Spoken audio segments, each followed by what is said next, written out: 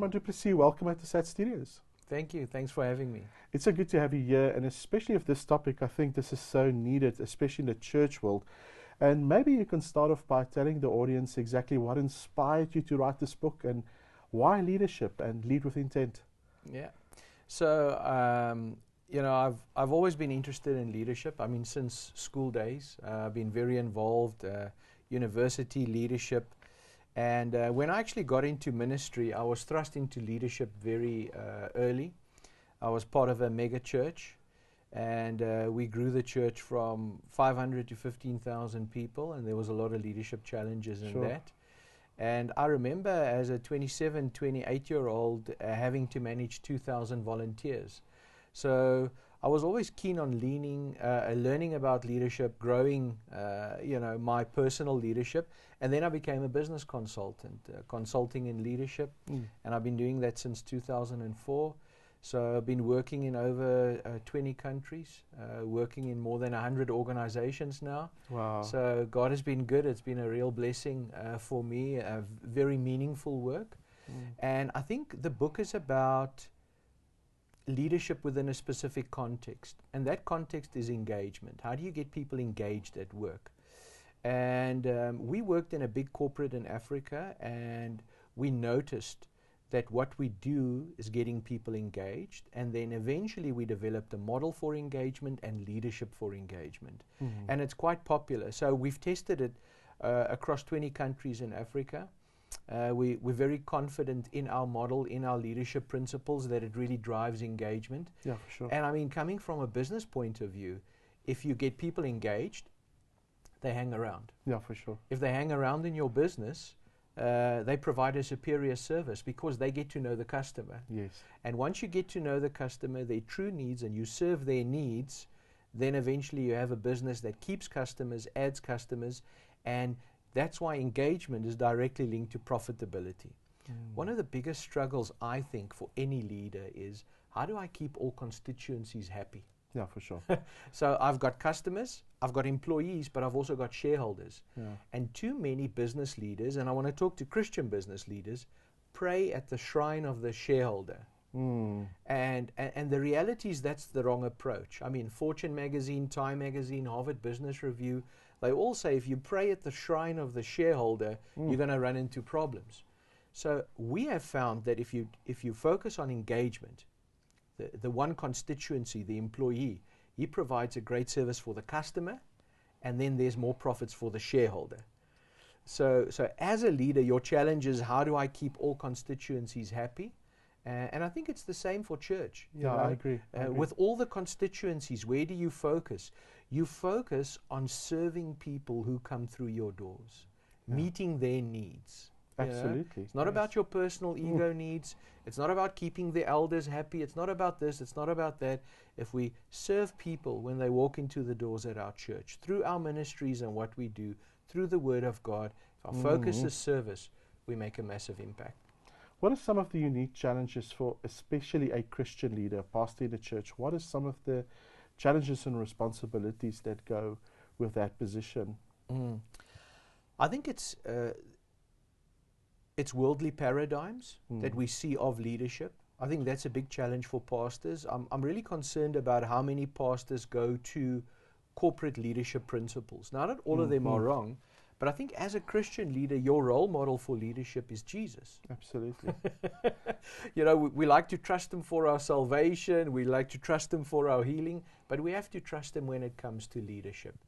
And I think the unique challenge for a Christian leader in that sense is the true principles of servant leadership, and how do I live by those principles? And I think the most important principle there, and funny enough, it's the first principle in my book, is humility.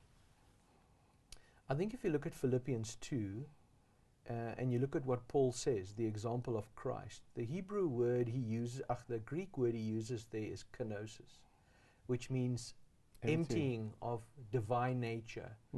But Christ does that twice. He empties himself to become man, and then he empties himself again to become servant of man.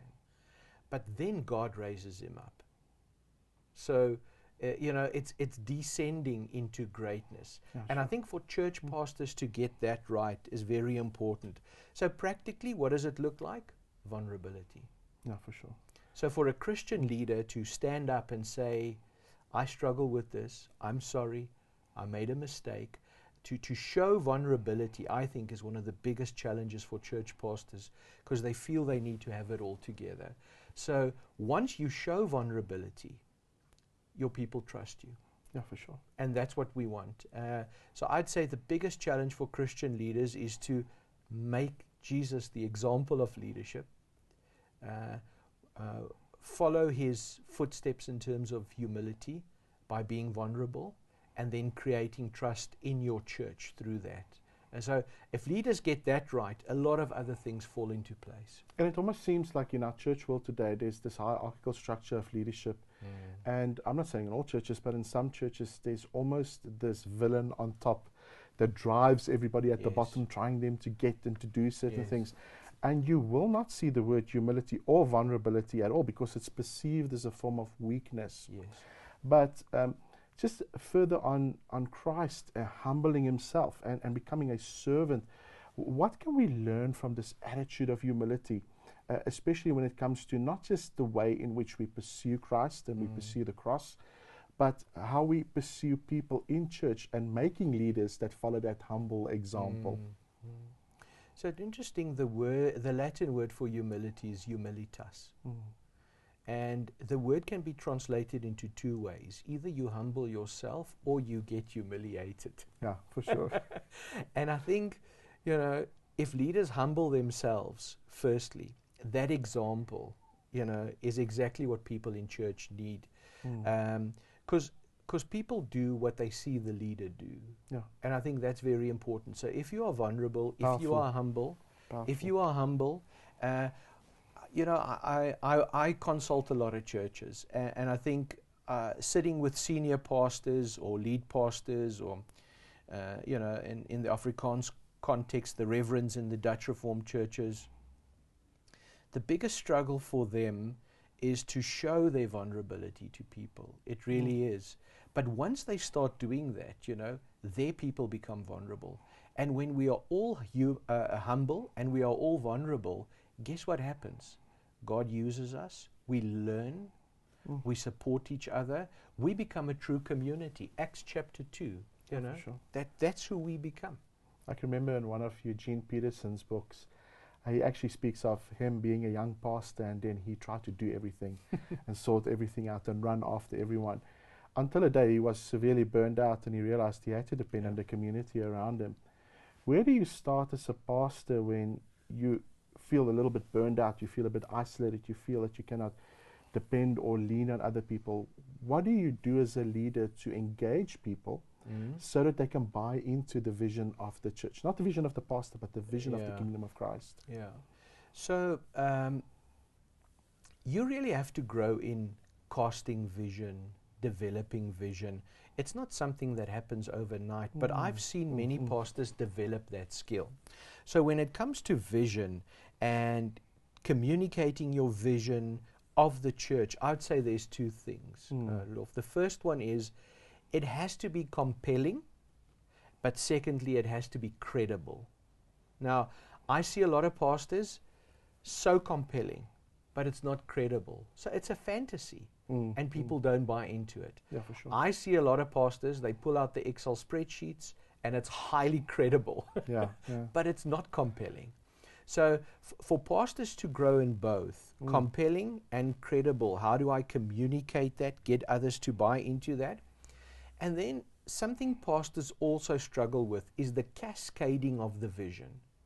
The vision means something different to different people. It needs to be translated and communicated differently at different levels. Yeah, for sure. And a lot of pastors don't get that right, and that's why they struggle. So the basics for me when it comes to vision is I try and help pastors to communicate their vision in a credible and a compelling way. And then secondly, with the cascading, is getting buy-in on each level in your church and getting people to understand what their role in that is. funny enough, in the business world, that's also one of the biggest struggles. Sure. You have smart MBA guys at the top writing strategy, but it makes no sense to anybody in the organization. So how do we get people to understand the vision? So if the vision is simple, it'll be understood and it'll be remembered, and that's what you want. The big old question is, leaders, are they made or are they born? What would your opinion be on that? Yeah, it's interesting when Paul writes about the gifts of the Spirit in Romans 12 verse 8, you know, he says that those who lead should lead with diligence, and the Greek word there can also be translated into zeal. You know, there must be a real fervor for leadership. Some people never have it, you know, so I think there is an element of it's a gift, but are there leadership skills that are transferable? Definitely. Yeah, I think also the other thing in South Africa, it's almost as if politically leadership is something that was sort of given by previous generation to the next, and it was never given to individuals that really felt equipped to lead, but it was given to individuals that had to take the responsibility because there was no one else. Yeah. Same in churches. Just recently I was part of a church and there was a succession of leadership, but there was never really that connectedness with the leaders that were actually following up on each other. How do you prepare the next generation to be good stewards and good leaders that lead with intent? It almost seems, like I said, for some contexts, especially in the church, I know of a church where the pastor almost turned back when he was old, and he was like, okay, who's going to take over the church now? And he had no one. Everybody left, planted other churches. He never really prepared the church for somebody else to come in and take over. What can you say to pastors to hand over the baton to the next generation? What is needed? So I think we do have a succession crisis. We really do. You know, and not only in South Africa, across the world, the average age of a senior pastor is over 60. And the problem with that is they've got nobody lined up to take over from them. Most churches, even mega churches. It's interesting that Rick Warren at Saddleback had to go and find somebody on the outside as well. Yeah, you know, sure. And it was quite a hurried process because Rick was getting ill. So it's such a struggle because I think the pastor becomes the product. And that's a problem. Oops. So I see that in a lot of mega churches here in South Africa as well. We can look at highly charismatic mega churches here. The pastor's the product. If he leaves, what happens? The product's gone. Yeah, you're right. You know, and I'm very concerned about that.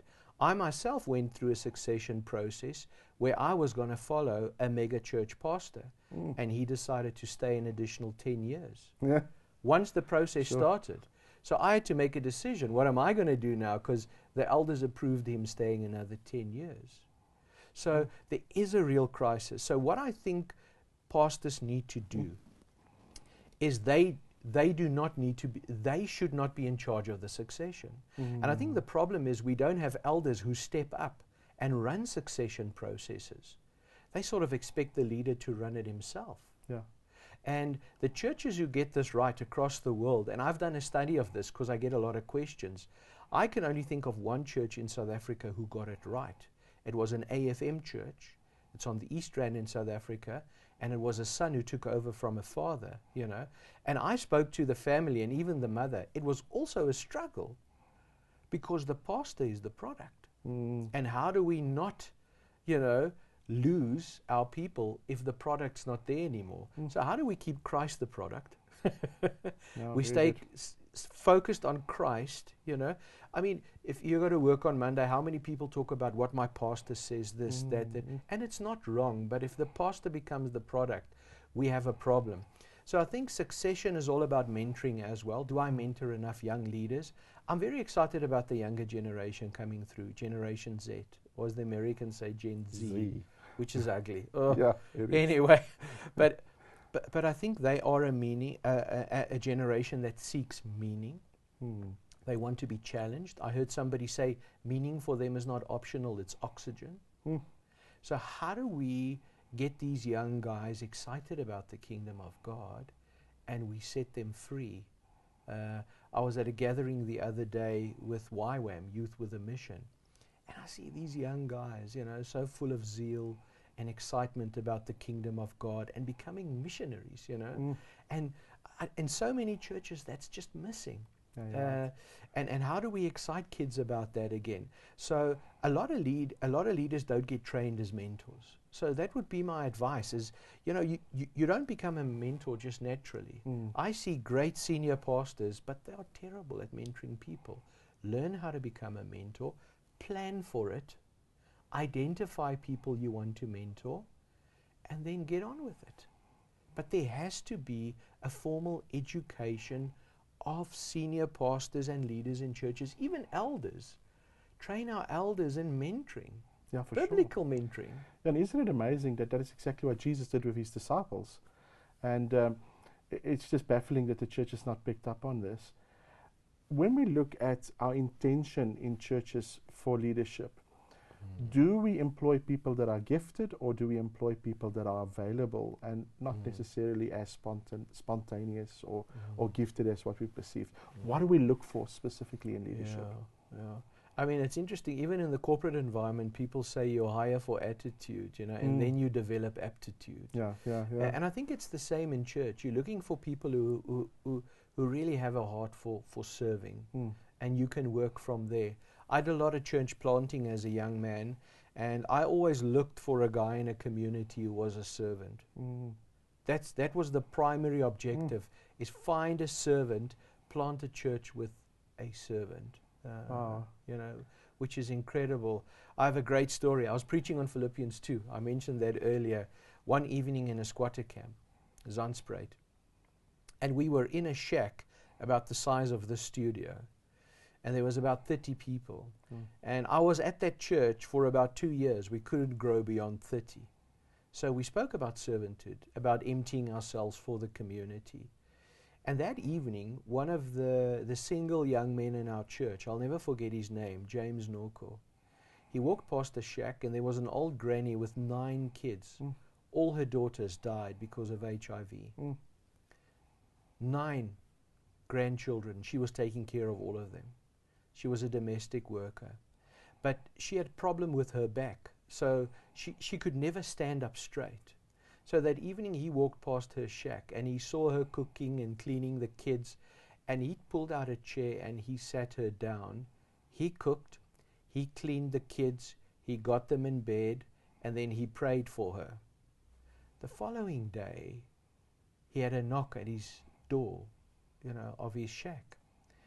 He opened the door, and she stood up straight, and she was healed. Wow. Now, what to make of that, I don't know, you know, because, you know, it's just, maybe she needed one evening of rest. Who knows? Maybe God touched her through the prayer, and she was healed. That grew the church. That incident, because she started talking about it, that incident grew the church overnight to over 300 people. Oh, wow. And we had to put up tents and grow the church. It starts with service. I believe miracles come through service. Leadership comes through service. If we are honest with ourselves, that's the example. Amen. I mean, if we look at Christ, you know, the Catholics spoke about Maundy Thursday. You know, and Maundy in the Latin is command. What does he command us on the evening before his death when he washes our feet? Serve. It's different with you, not the same as the world out there. It's different. Yeah, and you mentioned something earlier when we spoke before the recording that leadership institutes don't even recognize anymore that leadership is real leadership until it's servant leadership. Yeah. So I worked with the world's leading researcher in servant leadership, and it's a guy in Malaysia. So I worked with him at a specific university, which is a global university, and he's not even Christian. And his example of servant leadership is Christ.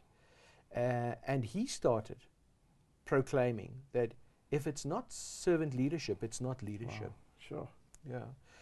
And you have a lot of examples of this, like Gandhi, who followed the example of Christ in terms of servant leadership.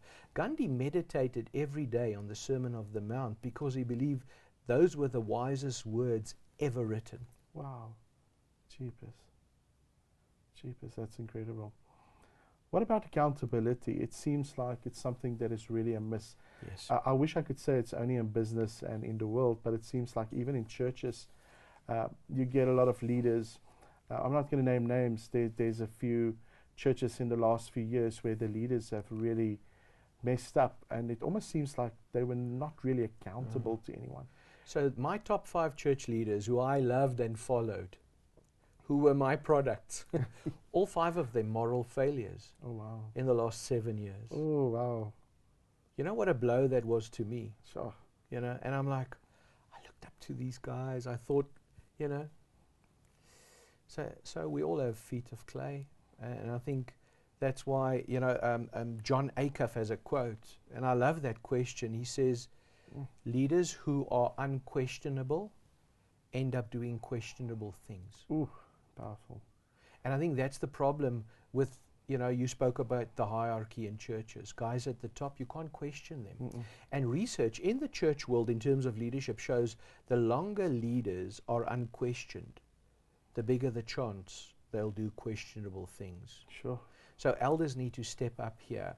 So, you know, I think the only way is to drive the principle of integrity. I have all, you know, that's one of the principles in my book. I've seen that in the corporate environment, and the only way to drive integrity is through feedback and accountability. And leaders must make it easy for others to tell them the truth. Sure. Don't shoot the messenger if you don't like the message. Yeah, for sure. You know, Jack Welch, a very controversial businessman, but he was voted CEO of the 20th century. I was at a conference where he spoke, and the one question was, Jack, what do you do with the wet blankets in your company? You know, those negative, cynical people. He said, I listen to them because they're the only ones prepared to tell me the truth. Wow. The higher you move up in an organization, the less truth you hear. That's why accountability is such an issue. So elders need to step up, hold their leaders accountable. But I think a lot of elders, because the pastor is the product, they think, well, what if we lose this guy? What are we going to do as a church? And elders need to get beyond that. You know, firstly, if your pastor is the product, you need to change your ministry model. And secondly, if you can't hold your pastor accountable, it's only a question of time, and you're going to have sleepless nights. Yeah, for sure. Absolutely. Absolutely. Just quickly for the listening audience, do you quickly want to show just your book, where they can get it? You know, we said 400 copies that still needs to be sold until it's a bestseller, in South Africa. Come on, guys, 400 copies. It's the highest selling leadership book in South Africa.